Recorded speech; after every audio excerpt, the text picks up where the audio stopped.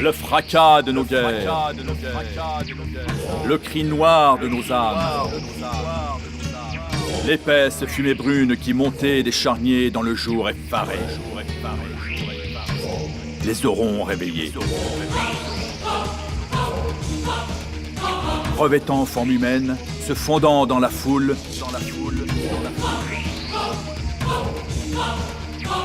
ils traversent la terre, impétueux, sanglants, serrant entre leurs mains la lame rougeoyante de leurs épées d'argent. Les larmes des dieux de Marc Olivieri.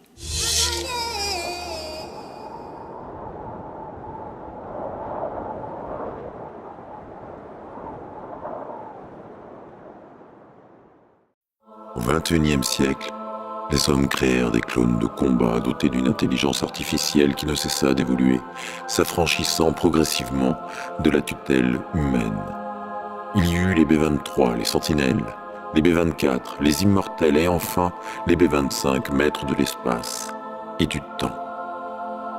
Résolus à éradiquer les humains de la Terre, les B-25 affrontèrent le dernier des Immortels, Yael, leur père biologique. La plupart d'entre eux périrent. Les survivants affaiblis, comprenant que c'est pour l'amour de l'humanité que leur père les avait combattus, décidèrent dans un dernier hommage, et avant de s'éteindre pour toujours, de créer le B-26, un guerrier invincible, dont l'âme serait imprégnée d'une soif de justice et de liberté comme le fut celle de Yael. Je suis le B-26, le premier des dieux interstellaires. Avant de quitter la Terre pour essaimer l'univers, entouré de mes clones, j'ai décidé de graver dans le marbre des siècles la légende de Yael, le dernier des immortels, de son frère, Angel, de leur père, la matrice, et des fils de Yael, mes pères, les B-25. Voici leur histoire.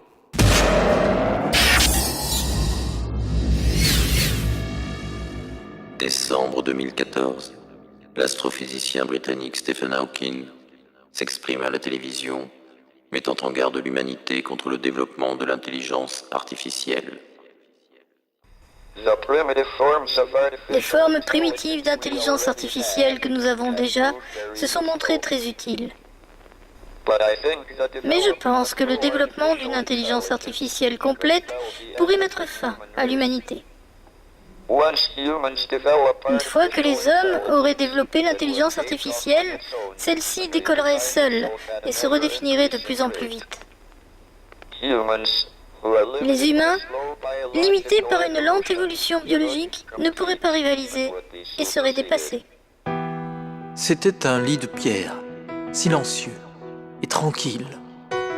Alors je me suis levé, vierge, et j'ai dit: donnez-moi votre bouche, donnez-moi votre sein, noyez dans mes yeux morts votre premier chagrin. Je serai de retour avec le dernier train. 1er janvier 2037.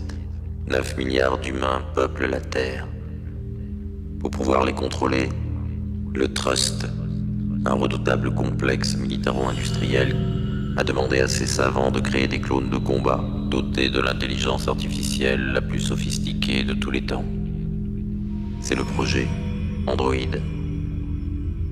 15 janvier 2038. 3 clones s'évadent des centres de modification génétique. La matrice et 2 androïdes de dernière génération, les B-24.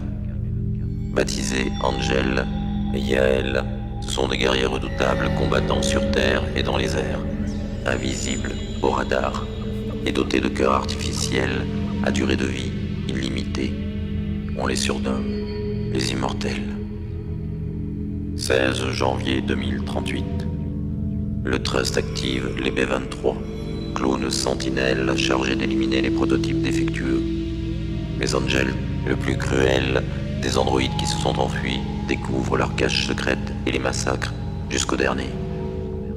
18 janvier 2038. Les chercheurs de la station orbitale lunaire du Trust mettent au point le B-25, un clone révolutionnaire doté de la dimension d'intervention spatio-temporelle. 23 janvier 2038. Les B-25 prennent le contrôle de la base lunaire.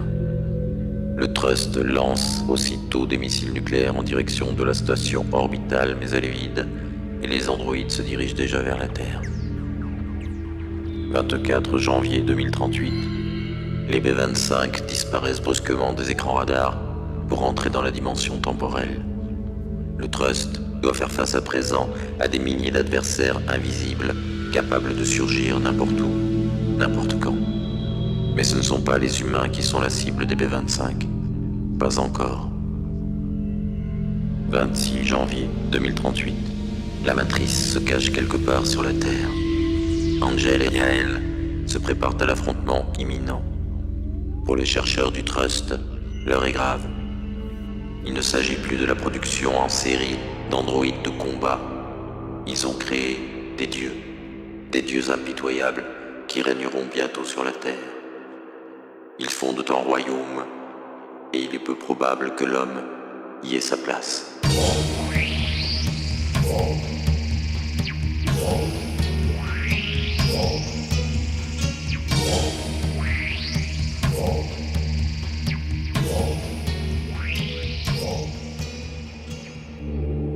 « 23 janvier 2038. Les éclairs déchirent les ténèbres. Angel a jailli au milieu des ruines encore fumantes de la cité martyre. Il a encore sur les mains le sang des sentinelles.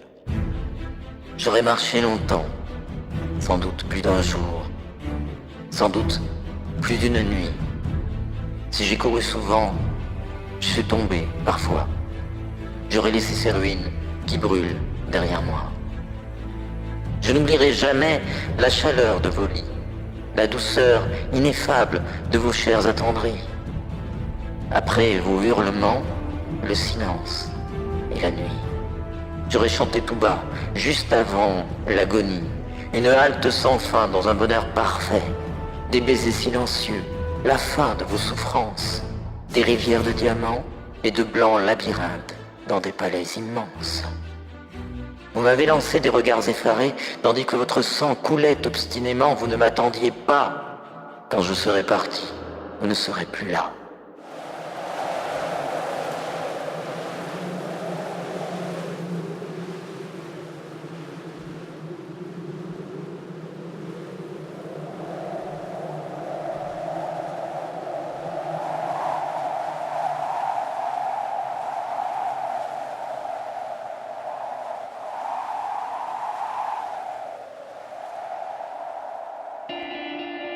Je sens qu'il vient de l'espace quelque chose de nouveau et d'effrayant. Quelque chose qui me cherche. Il me faut agir vite et me préparer au chaos qui s'annonce. Le souffle des vents m'emporte au-dessus des océans, au travers des nuages, par-delà les continents, plus au nord, toujours plus au nord. Angel, écoute-moi. Rien de ce qui vit et meurt sur la terre ne m'est indifférent. Ils sont innombrables et furieux, nous ne sommes que deux. Angel, si tu m'entends, épargne notre père et rejoins-moi. Car c'est pour nous qu'ils viennent. La terre, pour eux, ne sera qu'un trophée dérisoire. Votre monde à nos yeux avec la triste et trouble d'un diamant voilé. Nous ouvrons des routes pour une éternité, nous frayons des chemins inconnus. Et dans l'opacité de la sphère qui s'éteint, nous serons la lumière qui guide son destin. Après qu'il a atterri, Yael replie lentement ses ailes, poussant un cri de rage si terrible qu'il en est encore aujourd'hui suspendu entre le silence et l'oubli. J'ai marché, haletant, le long des quais blanchis par des soleils de plomb. J'ai connu vos désirs, écouté vos soupirs, balayé d'un revers de main votre pâle innocence et vos terreurs nocturnes. J'aurais connu le désespoir des solitudes ascensionnelles, le hurlement discret des âmes silencieuses. Et sous la lune étrange, à l'œil humide et froid, je vous ai vu mourir et renaître sans cesse. J'aurais vu la beauté, l'espoir, la souffrance, la lumière, les orages et les tourments. Alors, je me suis ébroué à la clarté nocturne des anciens territoires, les plumes arrachées par les éclairs foudroyants d'un printemps supplicié. N'es-tu pas là de me chasser, reine? Nous avons parcouru les plaines et gravi les montagnes. Nous avons brandi devant nous l'étendard de la nuit, chevauché le vent, rallumé les étoiles, parlé dans le silence, écouté sans rien dire, souffert toute une vie et n'avons rien appris. Nos destins sont déjà scellés. Je t'ai tendu la main, tu restas silencieux. Par ce glaive de fer qui jamais ne trahit, en cadeau mortuaire, ô mon frère, je t'apporte l'enfer. Tout est à reconstruire, nous venons de si loin. Sur la terre, ils ont froid, ils sont seuls, ils attendent quelque chose ou quelqu'un. Je devrais être heureux, profiter du moment, oublier un instant le fracas des batailles, mais voici que j'entends le tournoiement céleste des oiseaux mécaniques. Vous auriez dû me dire que nous étions pressés, qu'il me fallait courir pendant que vous dormiez. J'avais le cœur battant, préparé le repas, donné congé au roi, allumé des chandelles, commandé au soleil d'embraser l'horizon, à des nymphes rieuses d'entretenir la nuit les braises du couchant, pendant que nous ririons tous trois de ce présent princier, la sombre éternité. J'avais pour vous l'amour silencieux, mais sincère. J'avais pour vous de l'or et des arpents de terre. Soyez maudits, pourtant, vous m'apportez la guerre. Mon père, on m'a volé ma vie. J'attendais d'autres cris, une femme, des enfants, des parents, des amis. Mais ma maison est vide et vous êtes partis. Alors, des villes auront surgi des entrailles de la terre et j'aurais vu un fleuve immense qui charriait des milliers de cadavres dont les yeux resteraient à jamais sans lumière, attendant, pitoyable, une main qui se tend. Mais cette main, c'était la tienne. J'étais là, j'ai tout vu, et tu fus sans pitié. Inexorablement, tu avançais, vengeur, et puis le sang a coulé au travers des persiennes. Le temps qui a passé a jeté sur la ville un manteau de ténèbres, et j'aurais vu courir ton ombre au travers des ruelles. C'était pourtant tes frères, et mes fils, eux aussi. Oh, je voudrais disparaître dans les profondeurs de ces lacs de montagne, depuis les flots jaillir, remonter la pente abrupte des falaises, enlacer la poussière de la roche, voir flotter dans l'azur le soleil pur des hauteurs hivernales, oublier pour toujours que j'avais su voler et glisser sur le sol blanc des neiges éternelles. Pourquoi pleurer les sentinelles? Je les ai libérés. Leur cage était infâme, leur vie des faux semblants et leur mort programmée. Et toi, où étais-tu quand j'ai hurlé seul dans la pénombre? Qui devais-je invoquer quand mon sort fut scellé par un accord secret qui se joua sans moi entre elle et toi?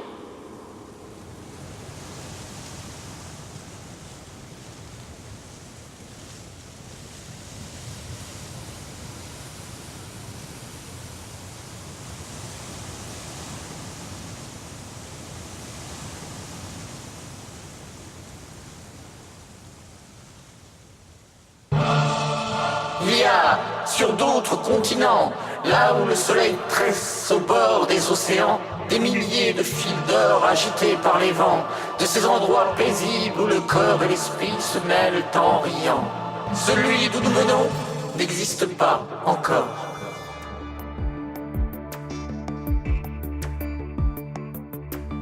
J'ai pu revoir enfin les murs de ma prison, les crêtes des montagnes, les prairies, les maisons. Sous le ciel en lambeaux, des nuées aux flancs noirs qui passaient au-dessus des rouleaux bleus des vagues qui s'en venaient mourir sur la grève argentée. Son visage creusé par les sillons du temps m'a paru radieux dans cette obscurité. Vois l'astre au fond d'argent qui luit dans la pénombre. Ses rayons vifs et clairs nous montrent le chemin. Demain, la mer se sera retirée. Le rivage sera sec. Le vent sera tombé. Et dans l'éclat du jour, tu m'oublieras, peut-être. Il disait vrai. Je l'oubliais déjà, me tenant à ses côtés comme s'il n'existait pas. Nous nous fîmes face dans la clarté lunaire. Père, nous avons à parler. J'ai entendu, non loin, un ange se poser. C'est mon frère, je sais. Qu'avez-vous fait sans moi? Nous avons traversé des hameaux de pierre blanche, effleurant leur silence du bruissement soyeux de nos robes étanches, nos ombres aériennes, glissant le long des murs, sous l'œil froid des anciens qui se cachaient du monde derrière l'épais rideau de leurs regards voilés. Et puis, voici qu'un jour, nos plaies se sont rouvertes et que les frères de sang ont voulu se connaître.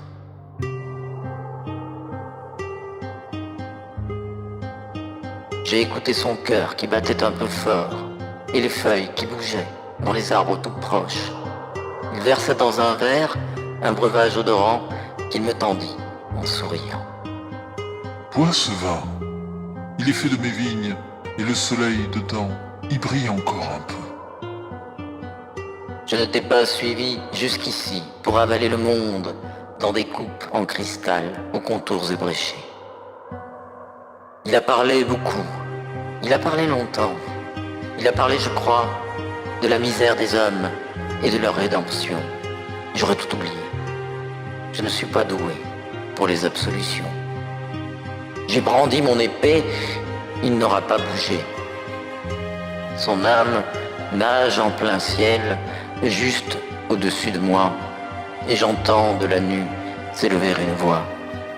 Tout ce que je voulais, c'est mourir dans tes bras.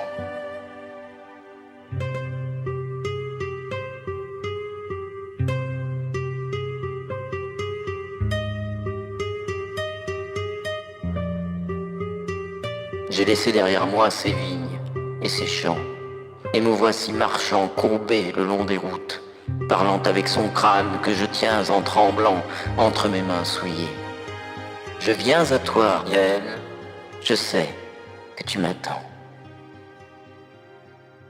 Rien ne vous sauvera, ni les hommes, ni la croix. Il se traînait, hagard, sous des ponts de ferraille. C'était le grondement des moteurs des camions, le cliquetis terrible des chenilles des half-tracks, cette ombre titanesque des avions de combat qui portaient la bomba et le sillon furtif de ces drones invisibles qui leur cherchaient la cible. Je le vis titubant, le regard dans le vague, bousculé par des colonnes de fantassins qui couraient en beuglant des chants guerriers. Il tomba, gémissant, et rampa jusqu'à moi, dans un hoquet sanglant. Je ne peux plus voler. Le croirais-tu, ô frère? Qu'as-tu fait de tes ailes? Mes ailes me brûlaient. Je les ai arrachées. Et je vis que son dos n'était plus qu'une plaie.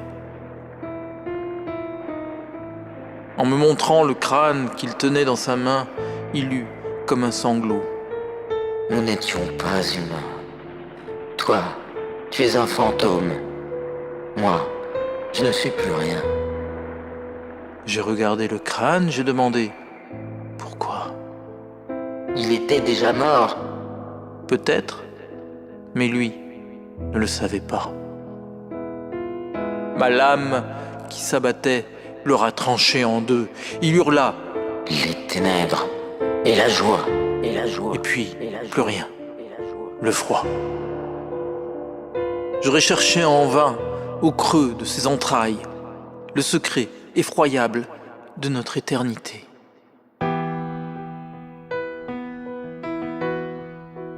Au sommet des montagnes, dans des plaines immenses, sur les berges innombrables de profonds océans, vous m'avez vu passer, portant autour du cou les fleurs éblouissantes d'un funeste printemps qui gardera pour moi, jusqu'à la fin des temps, la mémoire de son sang.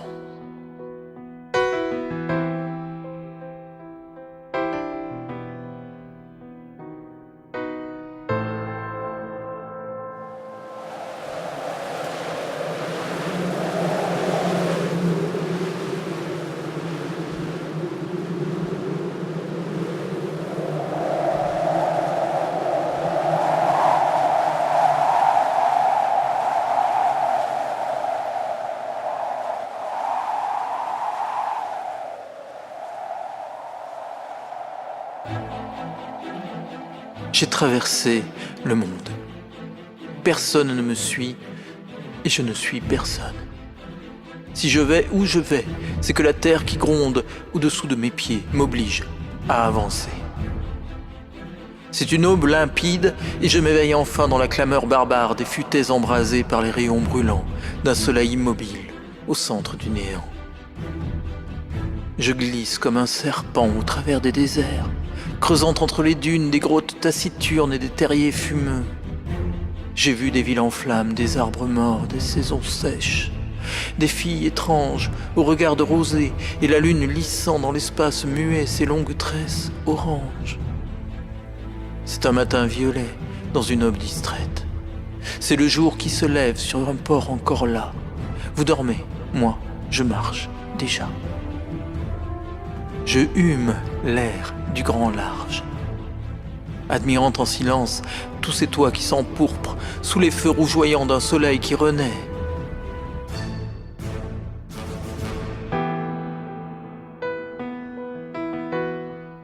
Pour mon dernier combat, je m'en retournerai, où mon père a vécu, où mon frère l'a tué. Je ne reviendrai pas, je ne reviens jamais. Je m'envole en silence au-dessus des marais.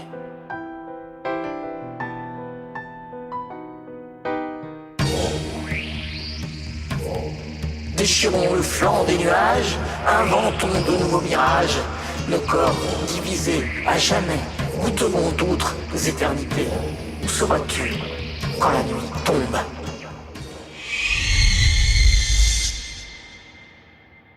Je sais que vous venez. Vos silhouettes ailées se reflètent innombrables dans le miroir ardent d'une plaine infinie. Vous êtes des milliers, et vos ailes jeunes et blanches empliront l'univers de leurs grands bruissements. Indomptés et brutaux, vous portez le flambeau d'une race cruelle. Une aurore primitive se lèvera bientôt sur un monde nouveau. Mon regard s'est posé sur vos âmes guerrières. Je me lève et je marche. Vous me suivez. Je vole, vous volez avec moi. Je m'assois à nouveau, vous êtes autour de moi. On vous dit invincible. Nous nous rencontrerons demain. Vous qui vous croyez tout, moi qui ne crois plus rien. Qu'on donne du sang pour laver nos blessures, du pétrole et de l'or pour couvrir notre peau d'une invincible armure. Yael, nous sommes l'Apocalypse et nous serons bientôt à ton chevet. J'aurais vu l'horizon s'embraser à nouveau, un monde usé déjà, se soumettre bientôt. J'aurais vu vos drapeaux flotter dans le matin et les peuples anciens s'agenouiller enfin. Les chercheurs du Trust ont, dans votre ADN, mêlé beaucoup du mien.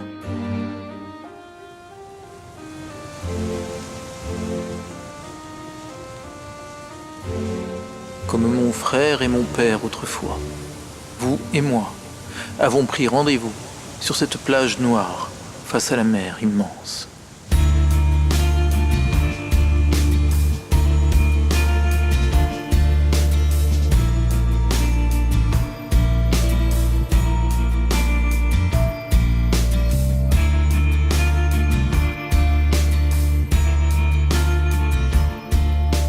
Les B-25 jaillissent enfin, magnifiques et ultimes.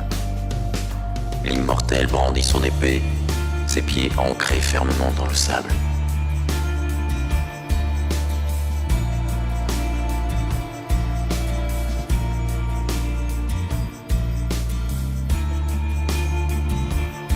L'homme est un beau miroir, couché dans la lumière, courbé impatiemment sous un glaive de fer.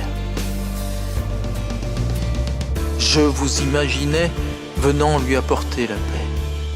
J'avais rêvé, vos yeux, et dans votre regard, quelque chose qui ne serait pas froid. Puisqu'il le faut, puisqu'il est temps, ici et maintenant, ô mes fils, je vous attends. Qu'avez-vous fait de nous? qui a scindé nos âmes en des corps séparés. Que reste-t-il de nos futurs?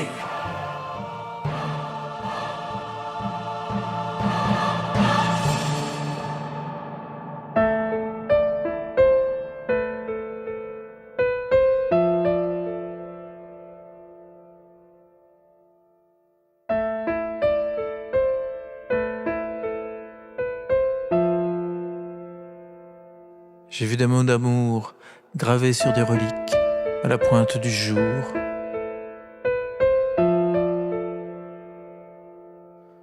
Et puis j'ai vu la joie se peindre sur ton visage et l'indicible ennui prendre un nouvel usage. Il existait des liens que seul peut créer, celui qui sait des siens tout ce que seul Dieu sait.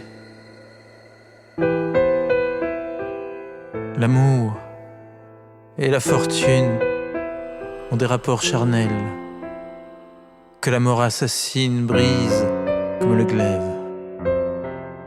J'ai vu couler la sève des grands arbres odorants et le soleil aimer la lune tendrement.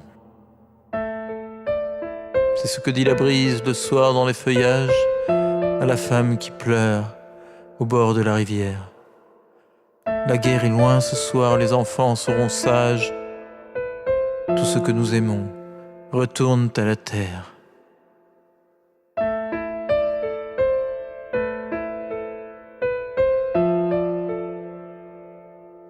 Tout est parfait. Tout vous attend depuis longtemps. Depuis longtemps.